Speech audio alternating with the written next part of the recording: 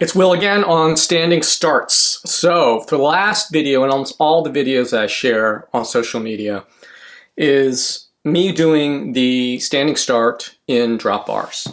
And I'm sure, and even I wondered this, I'm sure people say or think, sure, Will, you can do it in drop bars, but the majority of us actually do the standing start in time trial bars. So being 53 and having stopped doing the kilo, the 1,000-meter time trial, when I turned 50, I haven't done starts in TT bars in a long time. And I've perfected it, my method, in drop bars. But always in the back of my mind, I wonder, like, Will, sure, you get this advice for starts in drop bars, but can you do it in TT bars and do it as well? And to be honest, I wondered myself. I had no idea whether or not I could do it, and maybe it was something worth exploring. So when I got back from Roubaix, France, from the World Championships, which I got a bronze medal in the 500 meter and 500 meter time trial, the off season is a great time to experiment and try new things and different things. And so I said, you know what?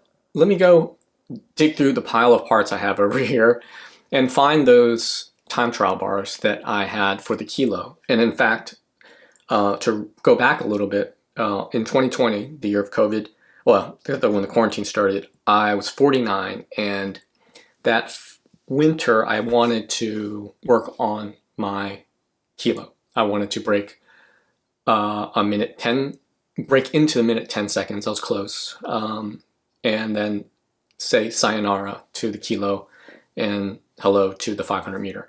But I never got a chance to. And when I knew when we weren't going to be racing that year, I kind of just let those bars gather dust.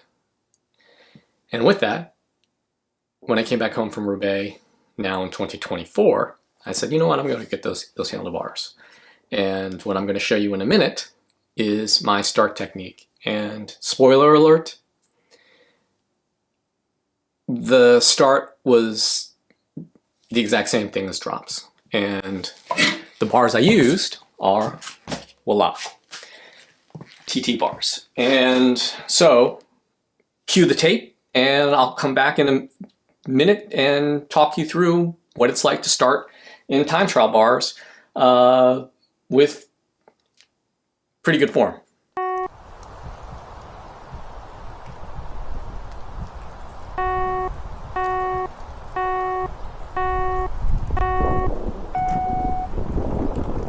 So that was in a very, very large gear, and part of the reason why it was to literally slow me down.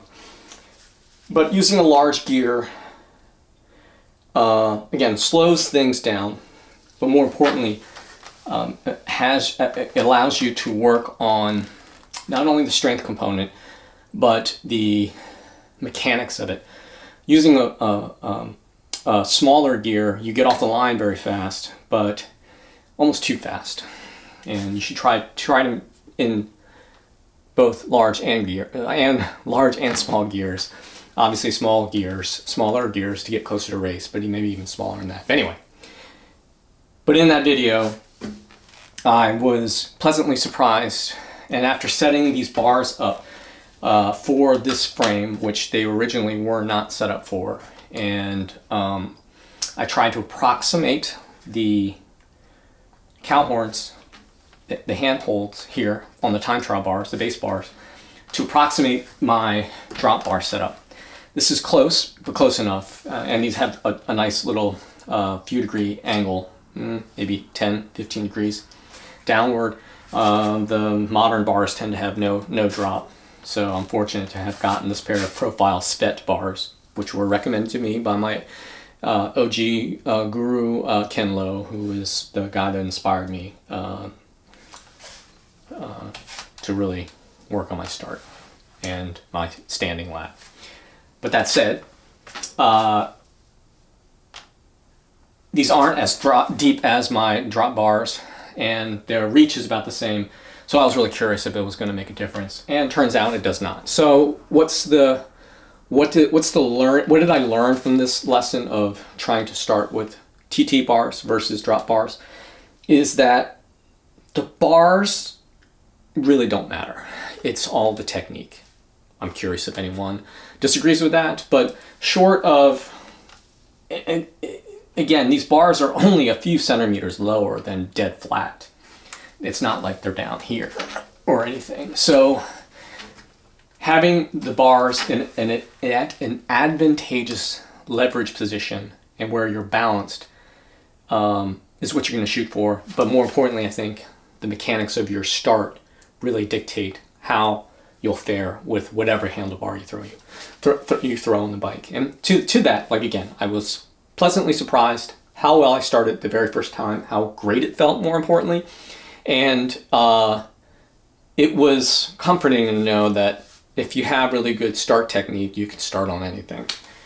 With that, my last video, if you watch it, if I get better at the cards and be able to put it up so you can click on it, has been pretty popular, more popular than I expected, and more importantly, no negative comments. And standing start technique, you have all kinds of people who are quick to give advice, but have actually no practical knowledge of executing it, if I'm being kind.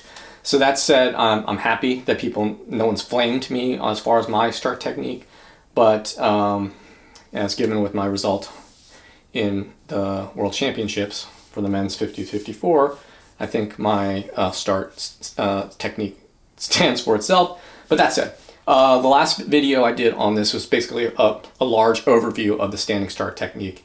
And I want to go over some more fine points, and I'll go over them in parts because, again, like I mentioned in that original video, the standing start is extremely complicated, and there's a reason why people have such a difficult time with it, because there's so many different components.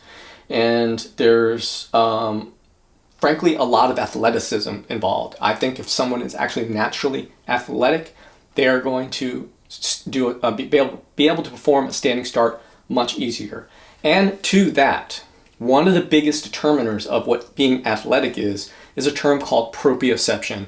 It's your ability as a human, as an athlete, to know where you are in space and have a feeling for where you are in space. When I first heard the term proprioception, I thought, oh, that's just a hooey term to describe something pretty obvious. But it is a great term, and more importantly, it's a great skill that needs to be identified and quantified and codified, because it is something that a lot of people lack, because I think either they take it for granted or they think it cannot be worked on. And anything can be worked on. How much success you have, that's a different story, but anything can be improved upon if you work on it. And I had posted, I think, maybe a 3-part video on proprioception, and I'd like to probably revisit that, because I think it, honestly, as an athlete that encompasses all kinds of different sports or activities, proprioception now is probably the thing that's going to determine how well you perform in any of those activities. And it's something I took for granted and figured I didn't realize how good my proprioception was, because my balance was so good, and that is one component of proprioception.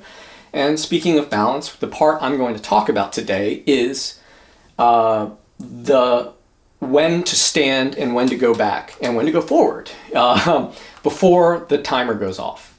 And just so you know, as I mentioned in the last video, I use this app called TT Stopwatch, and it's my buddy Carlton created this years and years and years ago, and it's got so many features in it.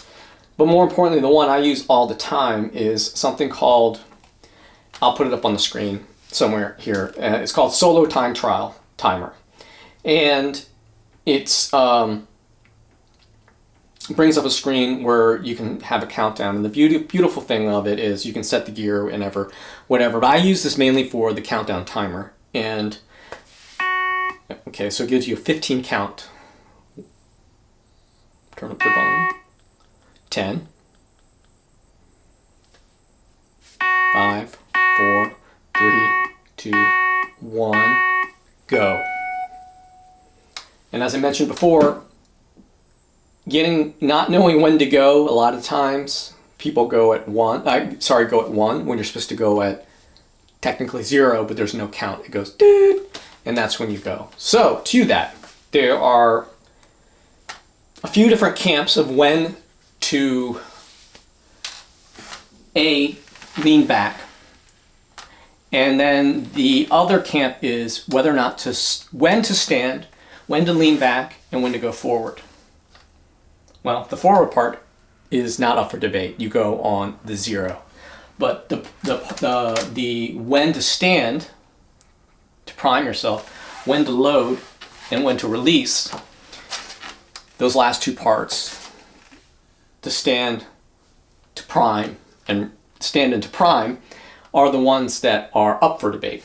And with that, as I mentioned in the first video, I get up and go back on 1. And the idea that for me is if you execute this perfectly, it's one fluid motion. It's not a long drawn out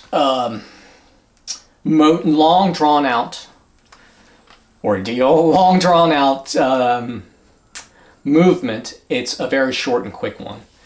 And so what would happen would be you go 5, 4, 3, 2, 1, go.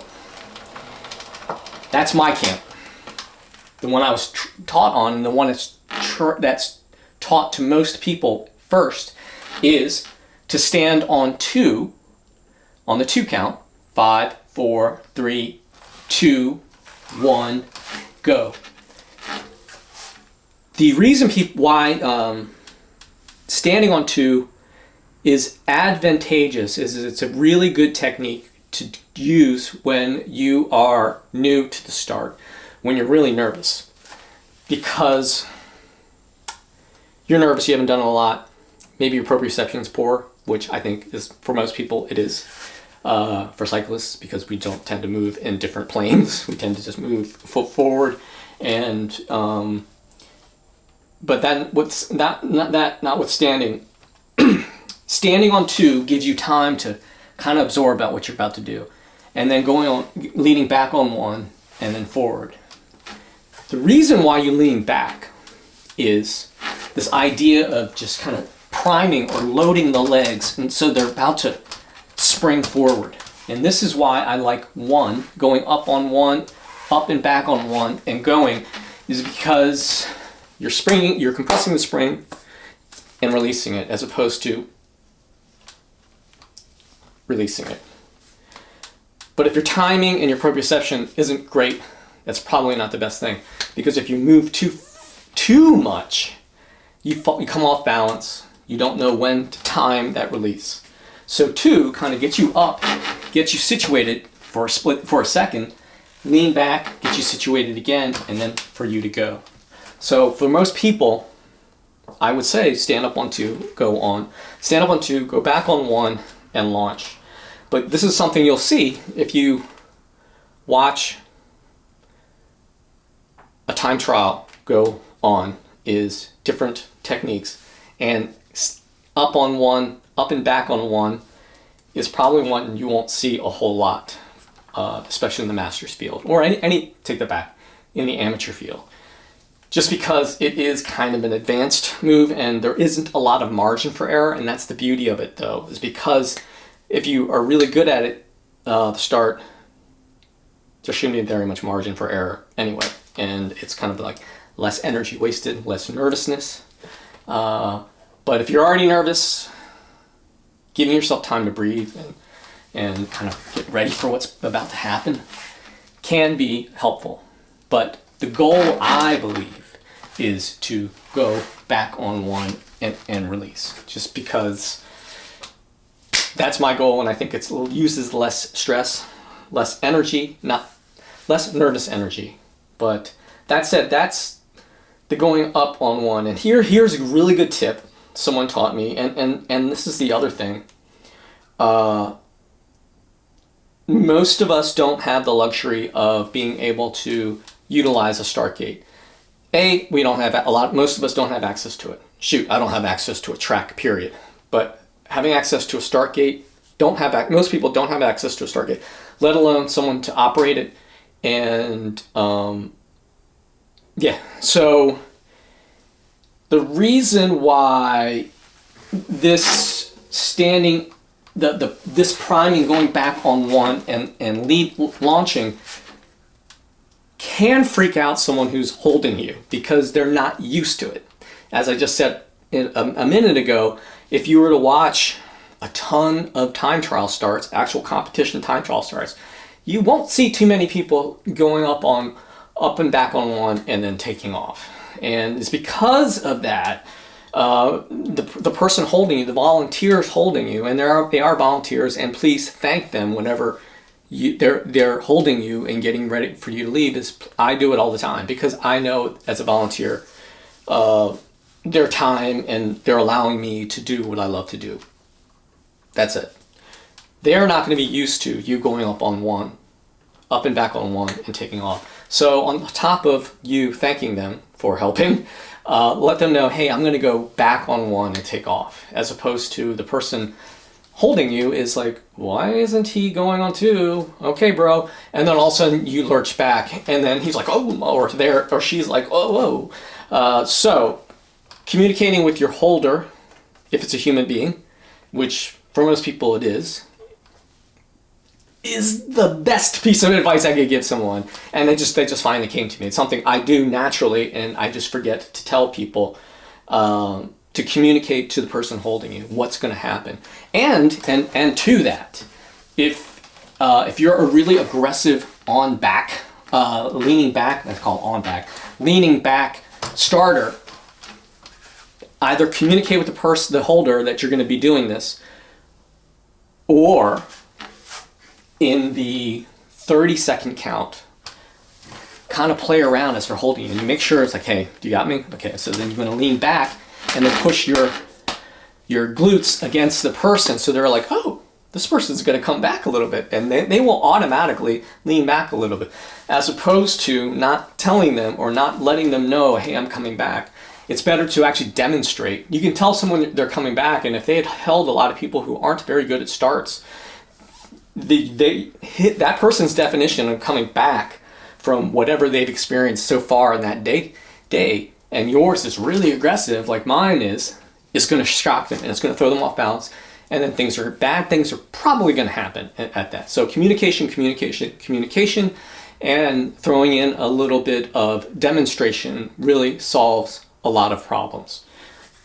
So with that is one of the reasons why standing up on two, slowing down the process is kind of better if you're not good and not used to it, because you didn't know, like what I just told you about communicating, and it cuts down on these things where a dude like me goes like, bam, and I'm out of the gate, and then that person's like, whoa, what just happened? And actually, the last time that happened to me, I think it wasn't this year, but definitely the year before. Yeah, it was the year before the national championships, Rock Hill, and I rolled back 6 inches on the holder, and I didn't know this until a friend shared with me a video of my national championship race, and he just said, "Will, wow, you won, but you rolled back about 6 inches." I rolled back 6 inches, and I'm like, really? I had no idea until I sat down and watched the video and looked at it, and like, yeah, sure enough, I rolled back 6 inches and still took and then took off after that. The reason why that happened is I didn't probably communicate with the person behind me what was happening, and shame on me. But I luckily didn't pay a price for that. So, what did we cover here? It's the back part, and the other part I want to get to next in the next video, to let this, what I just told you, marinate, is going to be the forward part after you take off, and the reset. And the reason why I want to do that for another video is hopefully you'll watch my proprioception videos, and it gives you a little bit of homework for what I'm going to cover. But again, 2 camps as far as when to stand. It's standing on 2, going back on 1, taking off, or I like to call it the pro method, but you can't run before you can't walk, so work on the 2, 1, go. But the pro method is 1, go. Thanks for watching. Please like, subscribe, and leave a comment as to whether or not I'm completely unhelpful, completely wrong, or this was helpful, and what you would like to see next. Because the next part is the toughest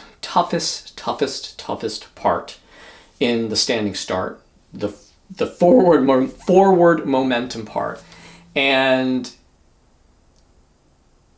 it's really tough to teach. And this is where the proprioception homework assignment really helps. And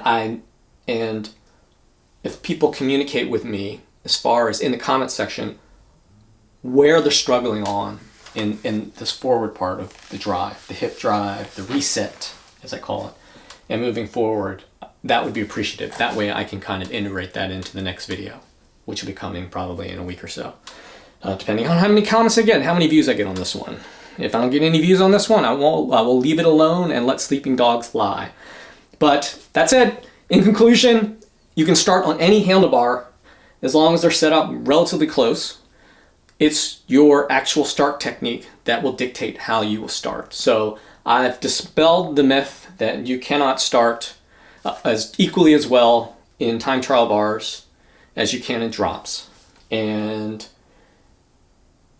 yeah, thanks for watching. Bye.